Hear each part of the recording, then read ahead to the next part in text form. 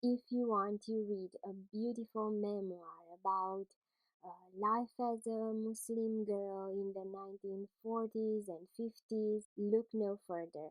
This is the book for you. Hi, I'm Maria from Read Fine Books, and today we are discussing Stay Daughter by Yasmin Azad. Yasmin Azad's memoir starts in her childhood in Gale Fort, Sri Lanka, where she lives with her family. She's lucky enough to have parents who are a bit more open minded, and she actually gets to go to school until around the age of 12. While she's still a child, she even gets to do things like riding a bike, having friends who are not Muslim. She can play outside, things that basically make her understand what freedom is. At the age of 12, she becomes shut in. She has to stay indoors. She becomes a non married woman. She is not a child anymore.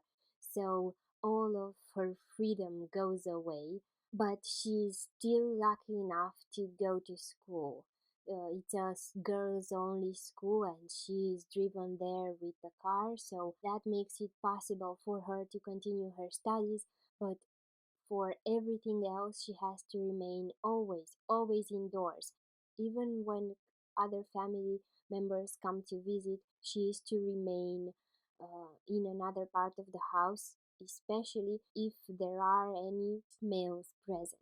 Her story is not only her story. We get to know her entire family, starting with her grandmother and her opinions, up to her father and mother, but most of all, through her eyes, we observe the way Western ideas come to infiltrate a Muslim culture. And for me, that was the main topic of the book. This is a non-fiction. Everything here is real. And it was a fascinating read. However, I enjoyed it a little less than I was expecting, and it is only because of the main character, the narrator, Yasmin herself. The thing is, even though the book in itself is very fascinating, I never became attached to Yasmin as a narrator, as a main character to her own story. For me, she is just an observer to everything that happens. Through her eyes, we see and judge everyone around. It doesn't feel like she has her own voice. It doesn't feel like she gets a voice even in this book. Whenever she's a child or a young unmarried woman, it is obvious that she doesn't get the right to voice an opinion. This is natural for her environment, for her culture. Women don't get to say anything. However, this has translated into the book too much. I don't feel she ever got her voice. Her true feelings are always hidden, and I do feel that a memoir should be a lot more personal than that. However, this is just about the only thing I didn't like about the book.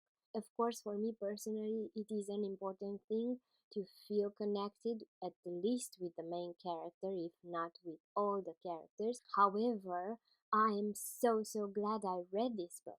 It was absolutely fascinating. So, with or without a main character to root for, I just found um, a lot of value in the information provided here. We actually get a perspective into a different culture, but from someone who understands Western culture as well. It is basically, in my mind, a very detailed comparison between the two cultures. It details traditions, and most of all, it details how traditions changed, how expectations changed when women started getting an education. Another fascinating aspect were the Muslim family's dynamics. The narrator is able to detail intricate relationships. She unveils layers of gossip and shame and what will people say mentality into a relatable story.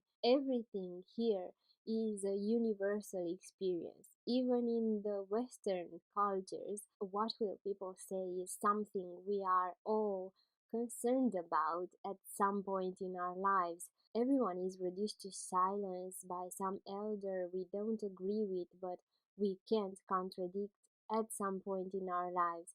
So, yes, this book states universal feelings, a universal experience. It just puts it in a different context, a different culture, a different country, a different time. We talk about the 1940s and 1950s in Sri Lanka. That is amazing to be able to relate to everything that happened so long in a foreign land. That is very good writing, in my opinion. Moving on to my thoughts on the characters. Uh, I have already stated my opinion about Yasmin and the way she translates into a main character, kind of bland, mousy. Uh, she still remains an enigma for me at this point.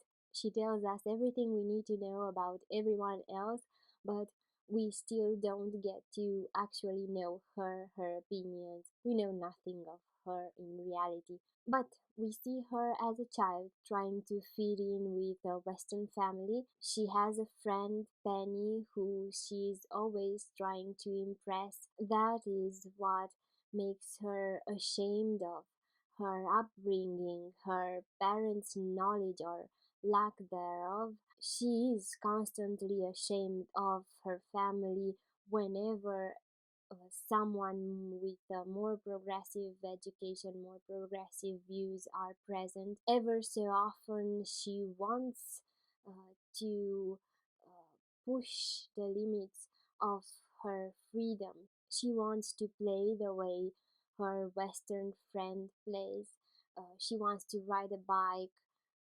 She wants to go outside a lot.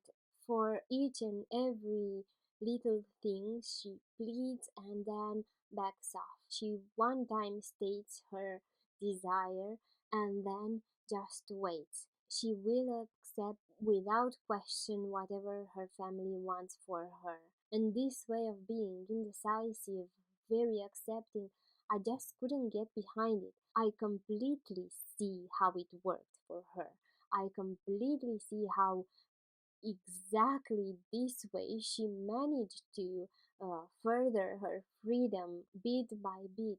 It was a smart way to do it because it is in the end the only solution she had. But it felt so weak to see it in writing over and over again. It made me not particularly like her. Her father, on the other hand, he felt larger than life, and I assume it is because she sees him that way. It seemed to me like he was the main character because we see him in all his glory and we see him also beaten down and aged.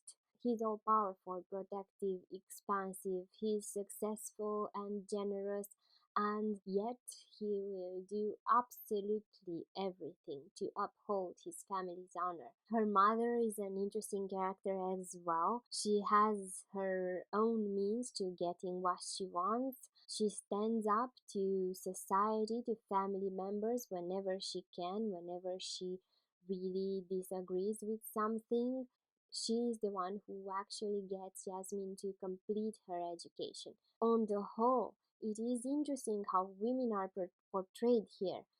They all seem to have means to getting what they want, and they actually do as long as that doesn't harm their family's reputation. There are always limits, and these women are relentless in trying to push these limits, and they do it every day, bit by bit. Too much, someone will figure them out, so they gain freedom constantly, but with very, very tiny small steps. My thoughts on the writing now. As I said, this was a fascinating read. I loved understanding new things about a different culture, different traditions. The way everything was described, it felt very genuine. Details, observations here were perfect, amazing. It is just a must read, especially because it gives you such a great insight into how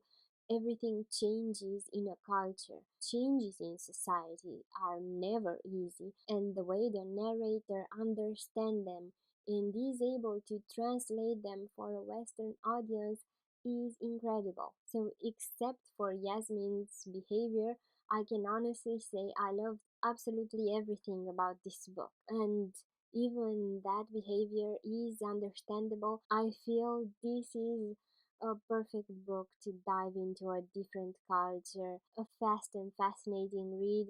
I absolutely recommend it. I'm Maria from Read Fine Books. Thank you for watching.